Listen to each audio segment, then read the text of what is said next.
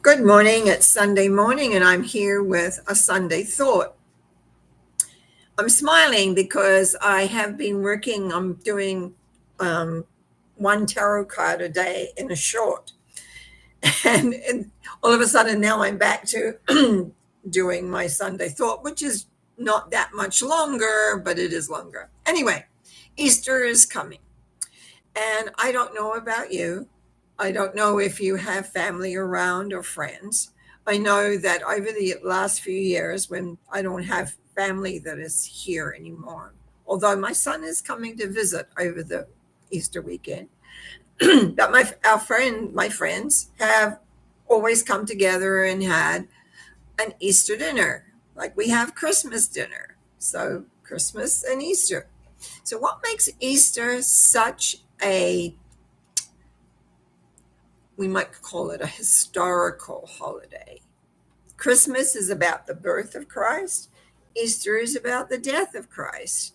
Now, as a metaphysical minister for many, many years, I used to often speak on the Sunday, sort of at a regular service. And on next Sunday, I will talk about some of those things. In the meantime, I'm going to talk about how we prepare, how we think about what we're doing. And one of the things that I'm going to say this now, because I may forget next Sunday already, is that with the, is that first of all, I've been to Israel twice. I have visited all the what would you call it?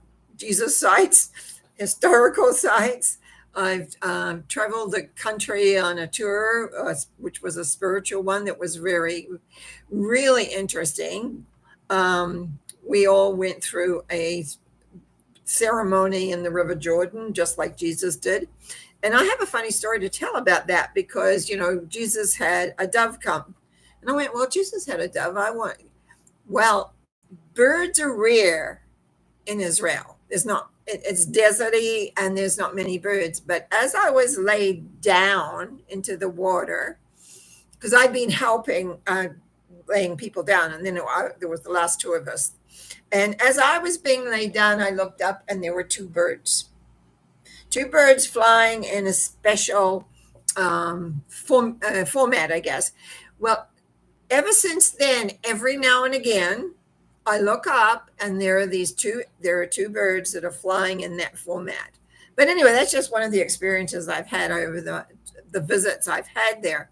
I visited where supposedly Jesus was put up on the cross. I've seen the cave where he was supposedly buried. I mean, they believe that, so I believe there's no reason for me not. But it's very close together. But anyhow, there's a lot of things there. But the one thing that I may not mention next week, and I want to make sure I mention this week, with the death and then the resurrection,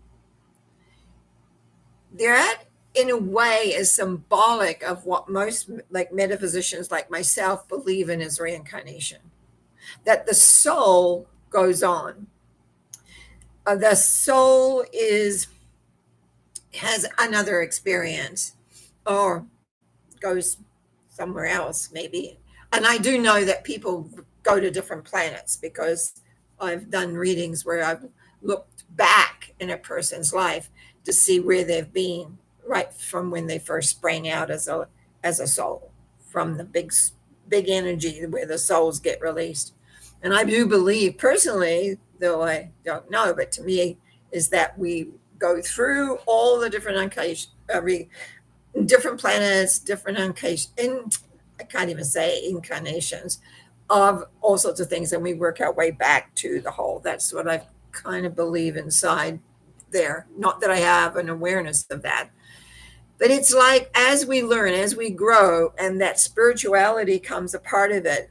And it made me think this Sunday as we're coming into Easter, it's like I don't have little ones around to buy Easter bunnies or have Easter egg hunts. That was the one thing I forgot to mention in the description. But when my kids were little, we did that. We had Easter egg hunts. We had, Easter, and we'd have a big dinner for Easter Sunday. And then as the years went by, and then I more and more do ministry work, it was then I would tend to, as I would create a Christmas talk, I would work also having an Easter talk. And so some of that I will share with you um, next next week. But in the meantime, preparation. Most people live busy lives. Unless you're retired, in a sense, I wouldn't say I was retired. I'm semi-retired, but unless you have something else going, you've got busy lives, and yet you're expected usually, if you're not cooking up the dinner, somebody else is. You're asked to prepare different things. You're asked to do all these different things, and it's like, really, basically, we're having another family or friend and or friends is what we do, dinner. And it's and do we give presents on Easter? No, normally no. But it's really funny how little chocolate bunnies appear, or an Easter egg, like the chocolate Easter egg or whatever, will appear as well, because there's a tendency of wanting to share. And it is a time, and as again, next Sunday, I really want to move into the more spiritual elements that we take from the whole resurrection element. Um, but Christians all over the world have been getting ready. I believe it was last Wednesday was Ash Wednesday. I think I was trying to find out, and I never did really good research on it, but I know a lot of my friends who are Catholics, Ash Wednesday is very, very important to them, to go get their ash on their head.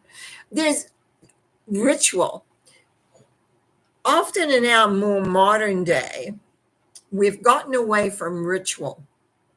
We've gotten away from, this is what we do at this time. And when we bring, and usually what ritual is about now is commercialism. You buy presents for Christmas, or you may go and join other people for a meal or whatever, but you take presents. And the kids see all the commercials on TV, and they want, the big ones. That if you're just a regular family making do, and I think it's gotten harder than when I was young and had young kids, and my husband and I, then we worked hard and to make sure everything was there for Christmas, for whatever was going, that we had holidays. I grew up having holidays, and so it became very much, we had wintertime, head to California, where it's one where we had some family, but we didn't get to stay with them, or we didn't get to, we would visit, and that would be about it. So life is very interesting, and it's how do we make that into intrinsic part, these, you might say, Easter and Christmas are Christian holidays, but there's other ones. I've had friends that are Muslim, and they have their special days. Now, I have Sikh friends, and they had special days. So there's a whole cultures that, when we live in, quote, a Christian world, very often are not appreciated, or not seen as being people paying homage to a bigger entity than themselves, a bigger power that's there. And how do we reach that power? Well, a lot of us, we reach it through a prayer method. I learned a prayer method that works for me, that I still use. Mental mind treatments, we deal with that too, with the prayer method, because it's really like correcting your mind. That's mainly what you're working on. But it's about understanding how all that comes. But people have, like, people chant, use incense, all aids to get you into that place where you can aspire spiritually and feel connected. Some of us, like myself, it's like a daily practice, not the incense stuff, no, but the how we pray, how we state, how we say, all of these things become very important. So I trust that during this week before Easter is that you give some thought as to how you want to celebrate. Or if you may not. not everybody does. I've always celebrated Easter one way or the other. But as I said, for a lot of years, I was a metaphysical minister that worked with a large group of people and would speak on Easter Sundays regularly, not every time, but mostly. So that's what I want prayer. I want you to think about. I want you to think about it this week as you're coming into, and how, and especially with what's going on in the world, especially in that part of the world where everything is up in the air half the time. And I'm sure we're not getting all the news that is out here. So it's like recognizing what do you stand for? What are you standing for in your spirituality? What are you praying for? What do you think? And prayer is really a concentrated thinking process, really. And once you understand that, but very often, it's kind of some people pray like a pleading way. I learned not to do that. That's stating how you wanted it to be. Anyway, I'll still be doing my little chats for the next month or so. I've got to go through those cards, but I am planning. Just want you to know, if you're interested, on my Wednesday show this week, I'll be completed doing all the small stuff that I've been doing, these shorts on the wand symbology, the journey through the wand symbology. I'm going to do a whole Wednesday Norma talks on that symbology. So you may be fine if you can't get to watch right off. Maybe you can come and get it and look at it if you're at all interested, because it is a story. I've already had conversations with a few people that keep writing me, and they have quite a different idea from myself. So anyway, I trust this is getting you ready for a nice next Sunday, and I look forward to speaking with you then. Karen, thank you. Good morning. Good morning to you too. And Yvonne, you claimed just got in there because I'm leaving. But thank you so much. You go have a great day.